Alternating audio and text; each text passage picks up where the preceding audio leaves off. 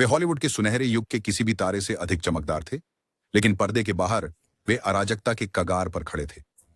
प्रसिद्ध स्टूडियो में हाथापाई से लेकर अदालत के घोटाले तक उनकी बेकाबू जिंदगियों ने टूटे हुए करियर और बर्बाद प्रतिष्ठाओं की एक लहर छोड़ दी। इस श्रृंखला में हम 20 पुराने हॉलीवुड आइकन के पीछे की नग्न सच्चाई को सामने लाएंगे, जिनका वास्तविक जीवन का ड्रामा उनके सबसे धमाकेदार ऑन स्क्रीन क्षणों को भी पीछे छोड़ देता था। तैयार हो जाइए और नजर मत हटाइए। Errol Flint. कुछ सितारे इरोल फ्लिन की तरह साहसी आकर्षण का प्रतीक बने, लेकिन उस मुस्कान के पीछे एक आदमी था जो असंयमी इच्छाओं से प्रेरित था। जंगली पार्टियों और अनगिनत संबंधों के लिए जाने जाने वाले फ्लिन का सबसे बदनाम क्षण 1942 में आया, जब उन पर रुबैनीय बलात्कार का आरोप लगा, एक विस्फोटक मुकदमा जिसने राष्ट्र को झकझोर दिया। हालांकि बरी होने के बाद भी इस कांड ने उनकी छवि को कलंकित कर दिया, जिससे स्टूडियो ने उन्हें नियंत्रण में रखने और उन्हें कुछ समय के लिए ए लिस्ट भूमिकाओं से बाहर रखने के लिए प्रेरित किया। पर्दे के पीछे फ्लिन शराब के नशे में झगड़े के लिए बदनाम थे। एक बार पार्किंग विवाद को लेकर एक पड़ोसी को पिस्टल से मार दिया था। अफवाहें थीं कि उसने हथियारों का एक गुप्त खजाना रखा था। सच हो या ना हो, उन्होंने उसके आसपास एक खतरनाक आभा जोड़ दी। निर्देशक मजबूरी में उसके व्यवहार को सहन करते थे, क्योंकि उसका बॉक्स ऑफिस खिंचाव अविश्वसनीय था, लेकिन उसकी अनिश्चितता ने हर शूट को एक दांव बना दिया। त्रिनिदाद में उसकी पार्टियां इतनी शोरगुल वाली हो गईं कि स्थानीय अधिकारियों ने उसे निष्कासित करने की धमकी दी। अंत में उसका स्वास्थ्य भी प्रभावित हुआ। अत्यधिकता के वर्षों ने उसे हृदय रोग और सिरोसिस से जूझते हुए छोड़ दिया। 1950 के दशक के अंत तक फ्लिन का करियर ध्वस्त हो गया था। प्रमुख भूमिकाएं समाप्त हो गईं और वह हॉलीवुड की चमक से दूर कम बजट की फिल्में बनाने फंसा हुआ था। दिल का दौरा पड़ने से 50 वर्ष की आयु में उसकी मृत्यु हो गई और एक विरासत छोड़ गया जो उसकी धारदार जबड़े जितनी जटिल थी। पर्दे पर प्रिय, पर उसके बाहर भयभीत और अंततः अपनी ही इच्छाओं से नष्ट। Robert Mitcham. अगर हॉलीवुड में कभी कोई दर्जा प्राप्त बदमाश था तो वह रॉबर्ट मिचम था। अपनी कठोर शक्ल और अलसाया हुआ लहजा लिए मिचम को खतरे के प्रतीक के रूप में कास्ट किया गया था। लेकिन 1948 में जीवन ने कला की नकल की, जब उन्हें मारिजुआना रखने के आरोप में गिरफ्तार किया गया। 60 दिन की जेल की सजा सुनाई गई। मिचम ने अपना समय कविताएं पढ़ने और अपनी छुटीली बुद्धि से पहरेदारों को मोहित करने में बिताया और उभर कर आए और भी अधिक मायावी रूप में। स्टूडियो चिंतित थे, क्या इस बदमाश पर भरोसा किया जा सकता है? लेकिन दर्शक मोहित थे और इस कांड ने उनकी बढ़ती स्टार पावर को और बढ़ा दिया। मिचम की लॉकर रूम की लड़ाइयां और स्टूडियो के नियमों को न मानने की उनकी लगातार जिद बन गई। दिग्गज। उन्होंने एक बार वेतन विवाद के कारण हेवन नोज मिस्टर एलिसन के सेट से बाहर चले गए, जिससे निर्माताओं को मिन्नत करनी पड़ी। उनके अप्रबंधनीय होने की प्रतिष्ठा ने उन्हें खतरनाक और अवज्ञेय दोनों बना दिया। निर्देशक उनके पास एक टिक टिक करती बम की तरह आते थे, अनिश्चित कि वह प्रतिभा दिखाएंगे या पूरी तरह से बिखर जाएंगे। फिर भी उनका निडर रवैया उनकी परफॉर्मेंस को वो धार देता था जो कोई अनुबंधबद्ध अभिनेता मेल नहीं कर सकता था। फिर भी जोखिम के बावजूद मिचम का करियर कभी वास्तव में प्रभावित नहीं हुआ। उनकी कच्ची तीव्रता ने उन्हें आउट ऑफ द पास्ट जैसी नॉयर मास्टरपीस में मुख्य भूमिकाएं दिलाई। हालांकि उन्होंने कभी पूरी तरह से विद्रोही का ठप्पा नहीं हटाया, लेकिन उन्होंने इसे एक ब्रांड में बदल दिया, यह साबित करते हुए कि कभी-कभी स्टूडियो का सबसे बड़ा सिरदर्द उसका सबसे बड़ा संपत्ति भी हो सकता है। Marlon Brando. जब मार्लन ब्रैंडो ने ए स्ट्रीट कार नेम्ड डिजायर में स्क्रीन पर धमाकेदार प्रवेश किया, हॉलीवुड ने खतरे में प्रतिभा देखी। ब्रैंडो की मेथड एक्टिंग ने कला को क्रांतिकारी बनाया, लेकिन उनका ऑफ स्क्रीन जीवन उग्र गुस्सों, सेट पर गुस्से के दौरे और अधिकार के प्रति जानबूझकर नफरत से भरा हुआ था। निर्देशक उसके मूड के उतार चढ़ाव से डरते थे। एक दिन वह दिल को छू लेने वाला प्रदर्शन करेगा, अगले दिन वह आने से मना कर देता। न्यूयॉर्क सिटी की सड़कों पर बार में झगड़ों की अफवाहों के बीच कई दिनों तक गायब हो जाता। निर्देशक इलिया कजान के साथ उसका संबंध ऑन द वाटरफ्रंट की शूटिंग के दौरान पूरी तरह से टूट गया। ब्रैंडो ने सार्वजनिक रूप से कजान की कलात्मक पसंद की निंदा की, उसे धोखाधड़ी का आरोप लगाया और लगभग फिल्म को छोड़ ही दिया। उसी वर्ष पैपराजी ने ब्रैंडो को एक मैनहट्टन नाइट क्लब के बाहर एक हाथापाई में पकड़ लिया, एक छवि जो अखबारों में छाई हुई थी, जिससे उन्हें अविश्वसनीय और खतरनाक करार दिया गया। स्टूडियो ने जल्दी ही यह सीखा कि ब्रैंडो के साथ काम करना एक उच्च दांव का खेल था। उन्हें उसे बनाए रखने के लिए अभूतपूर्व रचनात्मक नियंत्रण देना पड़ा, जिसने स्टार और स्टूडियो के बीच शक्ति संतुलन को हमेशा के लिए बदल दिया। जबकि उनकी विशिष्टता ने हॉलीवुड के रचनात्मक परिदृश्य को नया रूप दिया, यह उनके करियर को भी सीमित कर दिया। कई निर्माताओं ने अधिक विश्वसनीय प्रतिभाओं को चुना और ब्रैंडो ने उन भूमिकाओं को वापस पाने के लिए वर्षों तक संघर्ष किया जिनके वे हकदार थे। 1970 के दशक तक ब्रैंडो ने खुद को निर्वासन में डाल लिया था और रेड कारपेट्स की बजाय दूरस्थ द्वीपों को चुना। उनकी विरासत जटिल बनी हुई है, एक नए रास्ते दिखाने वाले कलाकार जिनका तूफानी व्यवहार उनकी सफलता और उनके टूटने दोनों का कारण बना। रिचर्ड बर्टन की आवाज दिलों को पिघला सकती थी या मदिरा पान करने वाले और तीव्र बुद्धिमत्ता वाले। बर्टन का पर्दे के बाहर का जीवन अल्कोहलिज्म और एलिजाबेथ टेलर के साथ उथल पुथल भरे वैवाहिक जीवन से प्रभावित था। उनका कभी खत्म न होने वाला रोमांस टैब्लॉइड्स में छाया रहा, लेकिन यह बर्टन का शराब के नशे में हिंसक गुस्सा, बर्तन तोड़ना, अपमान करना, शारीरिक झड़पें थीं जिन्होंने उनकी प्रतिष्ठा को अजेय बना दिया। क्लियोपेट्रा के सेट पर बर्टन और टेलर का जुनूनी अफेयर प्रोडक्शन को बेपटरी कर दिया, बजट 2 गुना कर दिया और शेड्यूल खींच दिए। बर्टन एक बार निर्देशक जोसेफ एल मैंकिविक्स के साथ असहमति के बाद सेट छोड़कर चले गए, जिससे 1 हफ्ते के लिए शूटिंग बंद हो गई। लंदन की सड़कों पर पापाराजी कारों का पीछा करते हुए उनकी सार्वजनिक ईर्ष्या के दृश्य उन्हें कैमरे के बाहर ड्रामा के लिए उतना ही बदनाम बना देते थे जितना कैमरे पर। बर्टन की अत्यधिकता में डूबने का असर पड़ा। उसकी आवाज खराशदार हो गई, उसकी सेहत बिगड़ने लगी और स्टूडियो उसे बड़े बजट की फिल्मों में लेने से सावधान हो गए। भूमिकाएं बिल्कुल कम हो गईं। केवल उन्हीं प्रोजेक्ट्स के लिए बची जिनमें उनके व्यक्तिगत अराजकता को समायोजित करने की क्षमता थी। फिर भी जब वह होश में होते थे, उनके प्रदर्शन में एक कच्ची भावनात्मक शक्ति होती थी जो उनके समकक्षों से बेजोड़ थी। बाद के वर्षों में बर्टन ने संयम की कोशिश की, लेकिन नुकसान हो चुका था। वह सितारा जो कभी हॉलीवुड में धूम मचाता था, खुद को किनारे पर पाता है। अपनी विनाशकारी प्रवृत्तियों के लिए उतना ही याद किया जाता है जितना कि उनकी शेक्सपियरियन प्रतिभा के लिए। जॉन बैरीमोर प्रतिभा का वह परिभाषा थे जिसे एक त्रासदी में बदल दिया गया। महान प्रोफाइल के रूप में उनकी प्रसिद्धि थी। स्टेज पर उनका शेक्सपियरियन नियंत्रण और सिल्वर स्क्रीन पर करिश्मा तो लेजेंडरी था, लेकिन उनकी पीने की असामान्य प्यास भी। 1930 के दशक तक बैरीमोर के प्रदर्शन सुबह की ठोकरों, तुतलाए संवादों और बार बार गैर हाजिरी के कारण ढक गए थे। स्टूडियो ने उन्हें संभालने के लिए फिक्सर नियुक्त किए, उन्हें हैंगओवर से बचाने के लिए मैग्नीशिया का दूध दिया जाता और उनके स्थान पर दूसरे लोगों को तैयार किया जाता। स्वेंगाली के सेट पर बैरीमोर इतनी शराब में थे कि वह मुश्किल से खड़े हो पा रहे थे, जिससे निर्देशक टोनी गुलिवर को उनके डगमगाते शरीर के इर्द गिर्द फिल्म बनानी पड़ी। टैब्लॉइड्स ने खुशी से बैरीमोर के बीच में गिरने या उनके ड्रेसिंग रूम में बेहोश होने की कहानियां सुनाई, जिससे उन्हें एड एंशिएंट मैरिनर जैसे उपनाम मिले। उसकी बढ़ती अविश्वसनीयता ने निर्माताओं को उसे छोटे किरदारों में पुनः कास्ट करने के लिए प्रेरित किया, जिससे वह प्रमुख अभिनेता का दर्जा खो बैठा। जो व्यक्ति कभी हफ्ते में $5,000 कमाता था, वह खुद को अप्रसिद्ध बी फिल्मों में काम के लिए गिड़गिड़ाते हुए पाया। अपने पतन से दिल टूटने के कारण बैरीमोर और गहरे नशे की गिरफ्त में चले गए। उनकी सेहत तेजी से बिगड़ती गई। जब उनकी 60 वर्ष की आयु में मृत्यु हुई तो दुनिया ने केवल एक अभिनेता को नहीं बल्कि एक चेतावनी देने वाली किंवदंती को भी शोक मनाया। एक ऐसा व्यक्ति जिसकी प्रतिभा जितनी चकाचौंध करने वाली थी, उतनी ही उसकी आत्मविनाश भी अनिवार्य थी। उसके अंतिम वर्ष याद दिलाते हैं कि जब जीवन नियंत्रण से बाहर हो जाता है, तब भी सबसे चमकदार सितारा भी बुझ सकता है। मिकी रूनी। स्क्रीन पर एक छोटे कद के डायनामो, मिकी रूनी का कैमरे के पीछे का जीवन भव्यता और आत्मविनाश से भरा था। 1940 के दशक के अंत तक वह हॉलीवुड के शीर्ष बॉक्स ऑफिस खींचने वाले थे, लेकिन लड़कपन की मुस्कान के पीछे एक ऐसा व्यक्ति छिपा था जिसे कर्ज, शराब और धोखों ने प्रेरित किया था। रूनी ने अपना भाग्य जुए में गंवा दिया, लाखों डॉलर के कर्ज और बकाया कर जमा कर लिए। पार्टियों में वह हाथ में गिलास लिए कमरे में घमंड से घूमता, दोस्तों और अजनबियों को शराब में ललचाते हुए चुनौतियां देता, जो अक्सर चोटों या टूटी हुई फर्नीचर में समाप्त होती थीं। उनकी शादी की गिनती उनके धब्बेदार बार टैब्स के साथ साथ बढ़ती चली गई। कुल 8, और हर तलाक ने उसकी संपत्ति को और कम कर दिया। स्टूडियो के अधिकारी, जो कभी उसकी युवती ऊर्जा को प्रदर्शित करने के लिए हर संभव प्रयास करते थे, सतर्क हो गए। 1950 के दशक के मध्य तक रूनी का नाम अब टिकट बिक्री की गारंटी नहीं था। निर्माता उनके साथ प्रोजेक्ट्स को फाइनेंस करने में हिचकिचाने लगे। कम बजट की संगीत फिल्मों के सेट पर वह घंटों के लिए गायब हो जाता था। वापस आते समय नशे में धुत और नई पटकथा मांगता। उसका भयंकर गुस्सा पोशाक निर्माताओं और दल को छिपने के लिए मजबूर कर देता था, और एक बार उसने अपनी प्रसिद्धि के अनुसार आवाजों के स्टूडियो से बाहर निकलते हुए लॉस एंजलिस की रात में गालियां दी। 1960 के दशक तक रूनी एक परिचित नाम से एक चेतावनी कथा बन गए थे। भूमिकाएं सूख गईं और उन्हें छोटे हिस्से और टीवी अतिथि भूमिकाओं में हाशिए पर रखा गया। दशकों बाद जब उन्होंने अपनी आत्मकथा लिखी और अपनी पछतावे की ईमानदारी से बात की, तब उद्योग ने उस बाल कलाकार को याद किया जिसे उन्होंने कभी मनाया था। अब एक विनम्र व्यक्ति बन चुके थे, उन चुनावों से परेशान जो कभी शानदार करियर को पटरी से उतार चुके थे। जेम्स डीन की विस्फोटक प्रतिभा हॉलीवुड के लिए बहुत तेज थी।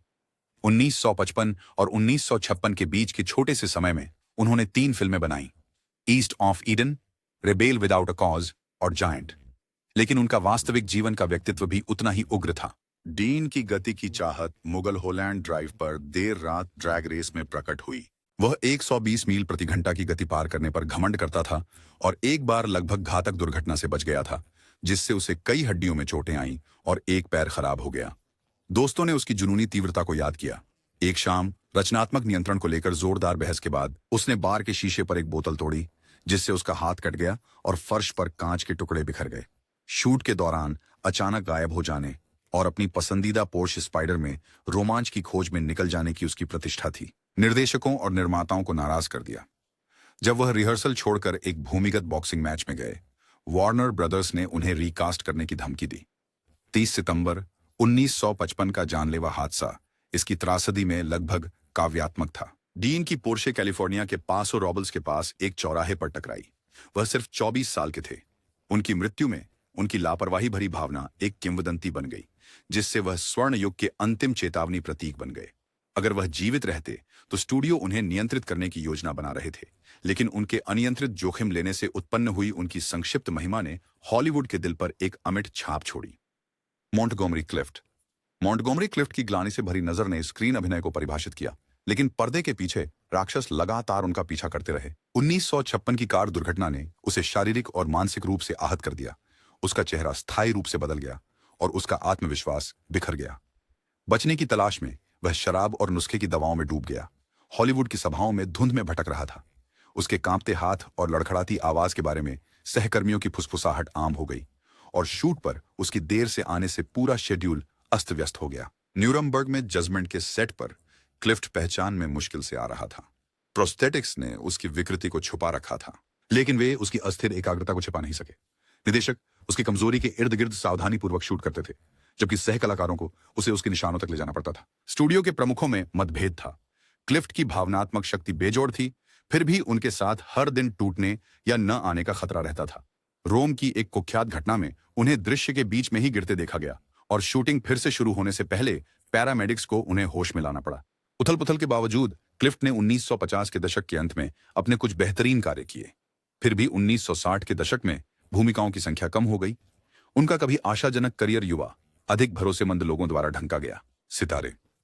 क्लिफ्ट की मृत्यु 1966 में 45 वर्ष की आयु में हुई, एक ऐसी विरासत छोड़ते हुए जिसे उसकी प्रतिभा को नशे ने नहीं छीना होता।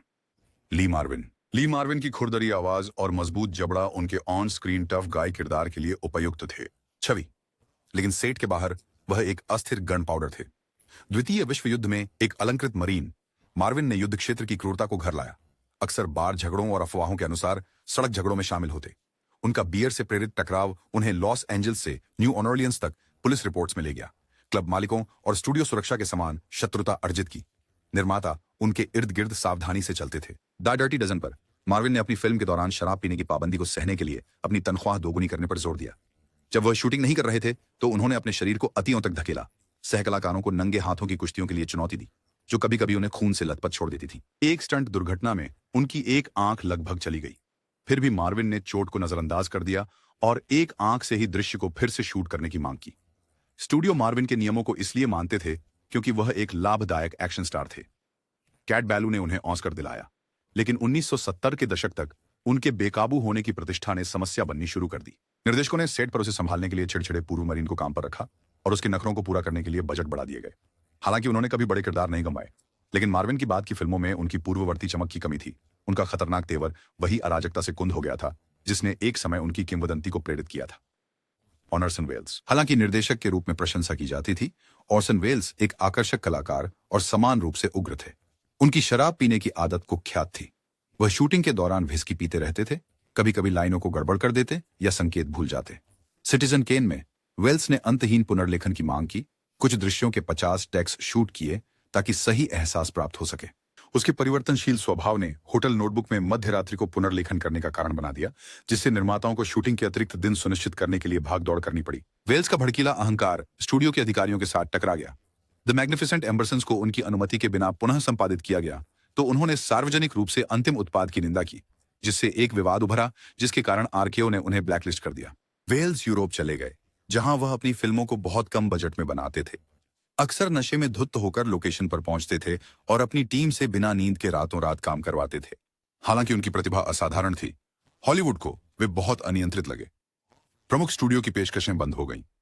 वेल्स ने अपना बाद के वर्षों में वाणिज्यिक वॉइस ओवर कार्यों और जुनूनी परियोजनाओं में, जो शायद ही कभी प्रकाश में आई।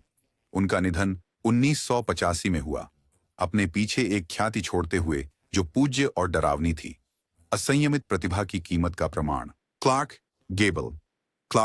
गेबल हॉलीवुड के राजा, पर्दे पर पूजनीय थे, लेकिन कैमरे से बाहर जोखिम उठाने का आनंद लेते थे। गेबल की तेज कारों और उच्च दांव जुए के प्रति प्रेम ने एक खतरनाक जीवन जीने की प्रतिष्ठा को बढ़ावा दिया।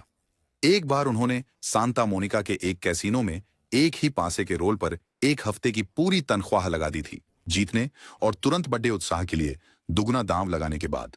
बंद दरवाजों के पीछे उनकी शराबखोरी कुछ दिनों तक चल सकती थी, जिसके दौरान वह स्टूडियो कॉल से गायब हो जाते थे, जिससे अधिकारियों को पूरी शूटिंग स्थगित करनी पड़ती थी। म्यूटिनी ऑन द बाउंटी के सेट पर गैबल का विस्फोटक गुस्सा तब फूट पड़ा जब एक सह अभिनेता ने गलती से उनकी टेलर की हुई सूट पर कॉफी गिरा दी।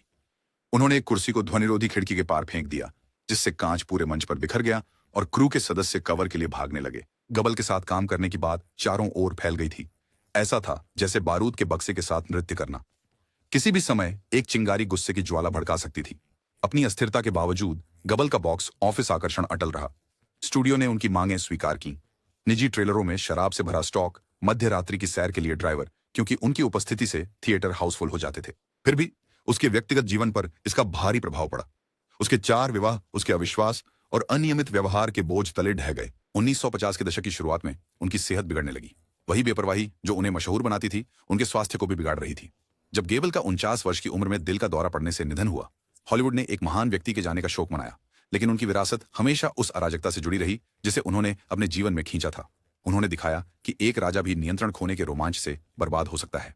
वॉल्स बीरी की गूंजती आवाज और विशाल कद ने उन्हें स्क्रीन पर एक प्रभावशाली उपस्थिति दी, लेकिन सेट के बाहर वे हिंसा और अतिरेक के तूफान थे। उनका जन्म 1885 में हुआ था। बीरी मूक फिल्मों में प्रसिद्धि तक पहुंचे, फिर भी उनके सबसे बड़े संघर्ष कैमरे के पीछे खेले गए। साथी कलाकार उन रातों की फुसफुसाहट करते थे जब वह स्टूडियो के पीछे की जगहों पर गरजते हुए शराबी धमकियां देते थे जो भी उनके रास्ते में आता। 1932 में ट्रेजर आइलैंड की शूटिंग के दौरान बीरी ने उस चालक दल के सदस्य के साथ हिंसक झगड़ा किया जिसने उसके ट्रेलर से एक और पेय लाने से इनकार कर दिया था। लड़ाई गोदी तक पहुंच गई, जहां बीरी अपनी मिलनसार स्क्रीन छवि के बावजूद एक घूंसा मारा जिसने पसलियां तोड़ दी और एक छोटी नाव को लगभग डुबो दिया। स्टूडियो की सुरक्षा को उन्हें बाहर ले जाना पड़ा और फिल्मांकन 3 दिन के लिए रोक दिया गया। फिर भी उनके द्वारा निभाया गया लॉन्ग जॉन सिल्वर का किरदार एमजीएम की सबसे बड़ी हिट्स में से एक बन गया और अधिकारियों ने इस घटना को कलात्मक स्वभाव कहकर टाल दिया। बीरी का गुस्सा शराब से भरा होता था। वह लगातार पीता रहता था। अक्सर दोपहर के खाने से पहले व्हिस्की की एक बोतल पी जाता था। उसके मूड स्विंग्स ने रिश्तों में तनाव पैदा कर दिया। निर्देशक उसे शांत करने से डरते थे और वेशभूषा बनाने वाले डरते थे जिस पल वह उनकी कारीगरी देखता और उसे समुद्री डाकू के लिए अनुपयुक्त घोषित करता। समय के साथ भूमिकाएं संकीर्ण हो गईं और केवल उसके खुरदरे छवि से मेल खाने वाले पात्र ही रह गए और प्रमुख नायिका की भूमिकाएं गायब हो गईं। 1930 के दशक के आखिर तक उनका करियर स्तर पर आ गया क्योंकि दर्शकों ने नए और अधिक नियंत्रित सितारों की ओर रुख किया। जब बेरी का निधन 1949 में हुआ तो उनके शोक संदेश में उनके सिनेमाई उपलब्धियों की तारीफ की गई, लेकिन उनके अनियंत्रित क्रोध की कहानी जारी रही। वह इस बात का चेतावनीजनक उदाहरण बने रहे कि कैसे अनियंत्रित क्रोध और लत सबसे बड़ी प्रतिभाओं को भी छाया में डाल सकती है। रॉस्को आर्बकल मूक सिनेमा के सबसे चमकदार सितारों में से एक थे, जब तक कि एक ऐसा कांड नहीं हुआ जो लगभग उन्हें बर्बाद कर देता। वर्ष 1921 में आर्बकल पर साइलेंट कॉमेडी अभिनेत्री वर्जीनिया रैप्पे की दुखद मृत्यु में हत्या का आरोप लगाया गया। 3 बाद के परीक्षण, जो सनसनीखेज टैबलॉइड कवरेज में फंसे हुए थे, ने आर्बकल को एक बेकाबू पार्टीबाज के रूप में चित्रित किया जिनकी पार्टियां भ्रष्टाचार की ओर जाती थीं। हालांकि अंततः बरी कर दिया गया, लेकिन नुकसान अपरिवर्तनीय था। उनकी फिल्में प्रतिबंधित कर दी गईं और उनका नाम हॉलीवुड के काले पहलू का पर्याय बन गया। सुर्खियों के पीछे आर्बकल का व्यक्तिगत जीवन बिखर गया। वह अवसाद और मद्यपान की समस्या से जूझ रहे थे, उस भयावह पार्टी के दुस्वप्न से पीछा छुड़ाते हुए। काम की सख्त जरूरत में उसने अपना नाम बदल दिया और उपनामों के तहत निर्देशन करने की कोशिश की, लेकिन फुसफुसाहट हर जगह उसका पीछा करती रही। जब उसने 1923 में वापसी की कोशिश की तो दर्शकों ने उपहास किया और सिनेमा घरों ने उसकी फिल्में दिखाने से इनकार कर दिया। विचलित होकर आर्बकल शराब में और गहरे डूब गए। अक्सर कॉमेडी मंचों पर लड़खड़ाते हुए पहुंचते और पंक्तियां भूल जाते या रिहर्सल के मध्य में गिर जाते। उनके अंतिम वर्षों में वे गुमनामी में बीते। उन्होंने न्यूयॉर्क सिटी में एक छोटा रेस्तरां खोला, जहां पैट्रन उन्हें उनके साइन बोर्ड पर बनी विकृत चित्रों से ही पहचानते थे। 29 जून 1933 को अरबकल का 46 वर्ष की आयु में दिल का दौरा पड़ने से निधन हो गया। एक पतला पर्दा उस दुनिया से जो कभी उन्हें पसंद करती थी। स्लैपस्टिक शारीरिक कॉमेडी को लोकप्रिय बनाने वाले व्यक्ति को अब उनकी नवाचारों के बजाय उस घोटाले के लिए याद किया जाता है जिसने उन्हें घेर लिया। एक गंभीर याद दिलाता है कि यहां तक कि सबसे उज्जवल प्रतिभा वाले लोग भी अराजकता के एक क्षण से बर्बाद हो सकते हैं। डब्ल्यूसी फील्ड्स का अजीबोगरीब हास्य व्यक्तित्व उनके ऑफ स्क्रीन व्यक्तित्व का प्रतिबिंब था। एक कड़वा पेय पसंद करने वाला व्यक्ति जो बच्चों, कुत्तों और अधिकार से नफरत करता था। फील्ड्स अपने घर और फिल्म सेट्स के हर कोने में शराब की बोतलें जमा करते थे। अक्सर पूरे दृश्यों की शूटिंग करते समय एक व्हिस्की की फ्लास्क अपने सूट में छुपाई होती थी। उनकी लगातार नशे की हालत के कारण उनकी लाइनें लड़खड़ा जाती थीं और वे संकेत भूल जाते थे, जिससे मंच कर्मियों को शॉट्स के बीच उन्हें सहारा देना पड़ता था। एक बार एड ओल्ड फैशन्ड वे के दौरान फील्ड्स इतने नशे में थे कि खड़े भी नहीं हो सके। निर्देशक को उन्हें एक सोफा पर लेटाकर शूट करना पड़ा। उनके चलने में असमर्थता को छुपाने के लिए कैमरा एंगल्स का उपयोग करते हुए सहकलाकारों ने इस स्थान पर कुछ नया रचने की कला सीखी। जब फील्ड्स संवाद के बीच में बेहोश हो जाते तो वे दृश्य को आगे बढ़ाने के लिए तात्कालिक रूप से कार्य करते। फिर भी उनकी हास्य प्रतिभा धुंध के बीच चमकती रहती और दर्शक उनके उद्दंड बुद्धि को पसंद करते। फील्ड्स के व्यक्तिगत संबंध प्रभावित हुए। उन्होंने दुर्व्यवहार और सार्वजनिक शराबी गुस्से की अफवाहों के बीच 2 बार तलाक लिया। स्टूडियो प्रमुखों ने उनके अराजकता को सहन किया क्योंकि उनकी फिल्में जैसे it's a gift box office पर हिट थीं। लेकिन 1930 के दशक के अंत तक उनका स्वास्थ्य बिगड़ गया। सिरोसिस और अल्सर ने उन्हें परेशान किया क्योंकि वह अपनी बर्बादी के लिए जाम उठाते रहे। जब 1946 में किडनी फेल होने से फील्ड्स का निधन हुआ तो हॉलीवुड ने अपनी सबसे असामान्य प्रतिभाओं में से एक को खो दिया। उनका जीवन कॉमेडी और विपत्ति के बराबर हिस्सों में यह साबित करता था कि प्रतिभा अक्सर आत्मविनाश के साथ चलती है। जेम्स कैग्नी की उत्तेजक ऊर्जा ने सिल्वर स्क्रीन को रोशन कर दिया। फिर भी पर्दे के पीछे वह किसी भी गैंगस्टर की तरह अप्रत्याशित थे जैसा उन्होंने अभिनय किया। अपनी विस्फोटक गुस्से के लिए जाने जाने वाले कैग्नी ने एक बार पब्लिक एनिमी के सेट से तब गुस्से में निकल गए जब एक प्रॉप गन जाम हो गई। इस गलती से अपनी बिना रुके परफॉर्मेंस को खतरा होता देखकर उन्होंने खुद कैमरा पकड़ लिया और दृश्य की शूटिंग की, लाइनों को इम्प्रोवाइज करते हुए जब तक कि क्रू झुक गए। स्टूडियो बॉस जैक वार्नर के साथ उनकी टकराव प्रसिद्ध हो गई। कैग्नी ने उस युग के कड़े अनुबंधों को मानने से इनकार कर दिया। उन्होंने 1935 में वॉकआउट किया। अभिनेताओं पर स्टूडियो प्रणाली की पकड़ को चुनौती दी। कानूनी लड़ाई के महीनों के बाद उन्होंने एक अधिक अनुकूल अनुबंध हासिल किया, कलाकारों के लिए एक मिसाल कायम की। स्वतंत्रता।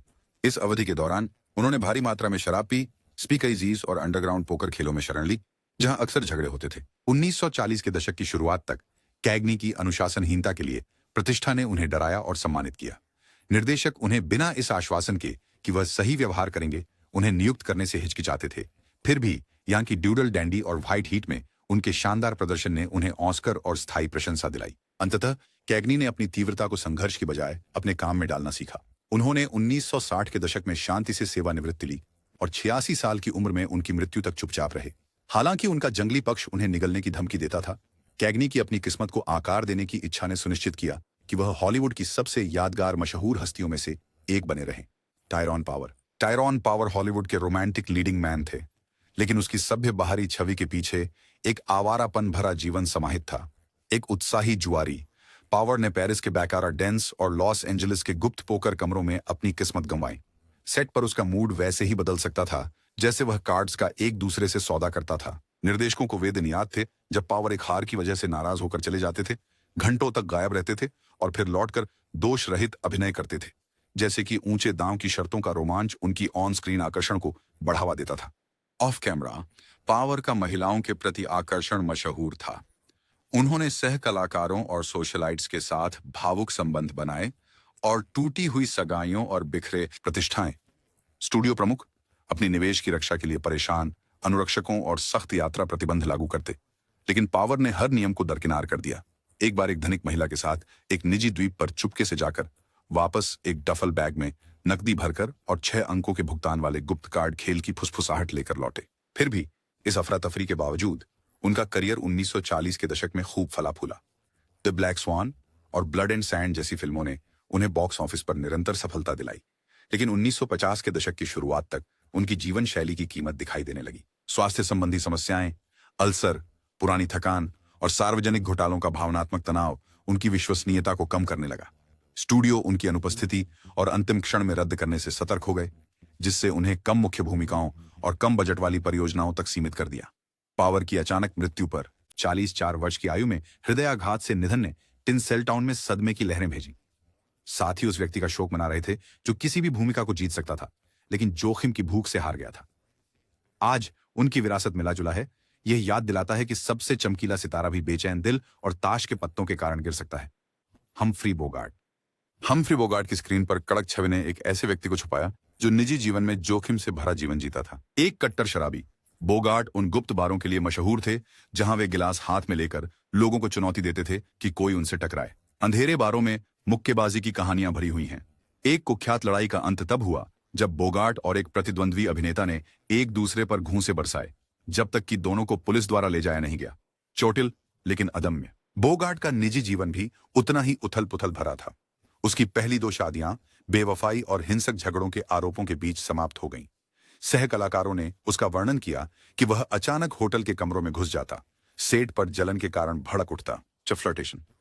द अफ्रीकन क्वीन की शूटिंग के दौरान उन्होंने कथित तौर पर एक कैमरामैन को धमकी दी, जिसने बिना अनुमति के कैमरा एडजस्ट करने की जरूरत की। उस व्यक्ति को डेक के खिलाफ दबा दिया जब तक कि क्रू के सदस्यों ने हस्तक्षेप नहीं किया। वार्नर ब्रदर्स ने उनके गुस्से को सहा, क्योंकि उनका नाम थिएटरों को बेचना निश्चित करता था। कासाब्लांका और द मल्टीज फाल्कन जैसी फिल्में उनके तनावपूर्ण व्यक्तित्व पर आधारित थीं, जो चरित्र और अभिनेता के बीच की रेखा को धुंधला करती थीं। हालांकि 1950 के दशक के अंत तक बोगार्ट का स्वास्थ्य निरंतर तनाव और भारी धूम्रपान के बोझ तले कमजोर होने लगा। वह महीने में 4000 सिगरेट पीते थे। जैसे जैसे निर्माता उनकी विश्वसनीयता और सेट पर बढ़ते चिकित्सा बिलों के बारे में चिंतित होते गए, भूमिकाएं कम होती गईं। बोगार्ट का निधन 57 वर्ष की आयु में ग्रास नली के कैंसर से हुआ। जिस साहस की उन्होंने अगुवाई की, वही उनकी कहानी का हिस्सा बन गया। उनका करियर इस बात का प्रमाण है कि किनारे पर जीने की खतरनाक मोहपाश और उसका असर सबसे बड़े सितारों पर भी कितनी गहरी चोट कर सकता है। जैक पैलेंस ने स्क्रीन पर और वास्तविक जीवन में भी एक प्रभावशाली छवि प्रस्तुत की। उनके खलनायक किरदारों का प्रदर्शन असली मुक्केबाजी से प्रेरित था। पैलेंस ने अपने युवावस्था में पेशेवर मुक्केबाजी की थी और उन्होंने कभी यह नहीं भुलाया कि मुक्का कैसे मारा जाता है। स्टूडियो में वह नौसिखियों को चुनौती देने के लिए डराए जाते थे।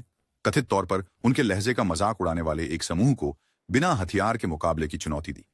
पैलेंस ने एक आदमी को दीवार पर पिन किया तो सुरक्षा को हस्तक्षेप करना पड़ा और माफी की मांग की। पैलेंस का खतरे के प्रति प्रेम नाटकीय स्टंट्स तक भी विस्तारित था। शेन के दौरान उन्होंने खुद ही घुड़सवारी करते हुए गिरने का प्रदर्शन करने की जिद की। टूटी हुई पसलियों और फ्रैक्चर कॉलर बोन के कारण प्रोडक्शन हफ्तों तक बंद रहा। उनकी स्टंट डबल्स का उपयोग न करने की जिद ने क्रू की सराहना जीती, लेकिन साथ ही एक आइडियल परफेक्शनिस्ट की प्रतिष्ठा भी बनाई, जो अत्यधिक दर्द सहन करेगा लेकिन हार नहीं मानेगा। सेट के बाहर पैलेंस एक रोमांच प्रेमी था। वह हॉलीवुड हिल्स में मोटरसाइकिल दौड़ाता था और एक बार एक दोस्त की कॉर्वेट के खिलाफ देर रात की ड्रैग रेस में शामिल हुआ। जब ब्रेक फेल हो गए तो लगभग चट्टान से गिर गया। उसकी लापरवाह जुनून ने उसे कुछ लोगों का प्रिय बनाया, लेकिन स्टूडियो उसकी अगली फिल्म का बीमा करने को लेकर चिंतित थे। हालांकि जोखिम थे, पैलेंस की तीव्रता ने सिटी स्लीकर्स और शेन में अविस्मरणीय प्रदर्शन किए, जिसे 2 अकादमी पुरस्कार नामांकन मिले। फिर भी जैसे जैसे वह बूढ़े होते गए, दुर्घटनाएं बढ़ती गईं और भूमिकाएं कम होती गईं। प्रोडक्शन कंपनियों ने उनके स्क्रीन समय को कम करने के लिए पात्रों के लिए जल्दी बाहर निकलने की स्क्रिप्ट लिखना शुरू कर दिया। एक सूक्ष्म स्वीकारोक्ति कि पैलेंस का सबसे बड़ा खतरा कभी कभी वह खुद ही थे। स्टीव मैकक्वीन, जिसे किंग ऑफ कूल के नाम से जाना जाता है, स्टीव मैकक्वीन का पर्दे के पीछे का जीवन उनकी फिल्मी रोमांचक गतिविधियों से कम नहीं था। एक पूर्व मरीन जिसे रफ्तार का शौक था, मैकक्वीन ने मोटरसाइकिल और स्पोर्ट्स कारें जमा की, जिन्हें वह फॉरबिडन स्ट्रीट रेस के लिए मूल हॉलैंड ड्राइव पर कस्टमाइज करते थे। उसकी तेज गति की हरकतें उसे 2 बार जेल में ले गईं। एक बार लापरवाह ड्राइविंग के लिए, जब 3 कारों की टक्कर में एक पैदल यात्री की जान लगभग चली गई थी। उसने उस घटना को मुस्कान के साथ टाल दिया, ये कहते हुए, विजेता कभी रुककर नहीं देखता। मैकक्वीन का उग्र स्वभाव सहयोगों को तनावपूर्ण बना देता था। निर्देशक याद करते हैं कि स्टंट सीक्वेंसिंग को लेकर विवाद के बाद वह बुलेट सेट से गुस्से में चले गए। उन्हें डॉग मैडसन को बॉडी डबल के रूप में अंतिम क्षण में फिर से भर्ती करने के लिए मजबूर कर दिया। सीमा का परीक्षण करने की उसकी प्रवृत्ति से सेट पर चोटें आईं। द ग्रेट एस्केप के दौरान पसली टूट गई और द हंटर की फिल्मिंग के दौरान कंधा डिसलोकेट हो गया। उन्होंने कैमरों के दोबारा चालू होने तक आराम करने से इनकार कर दिया।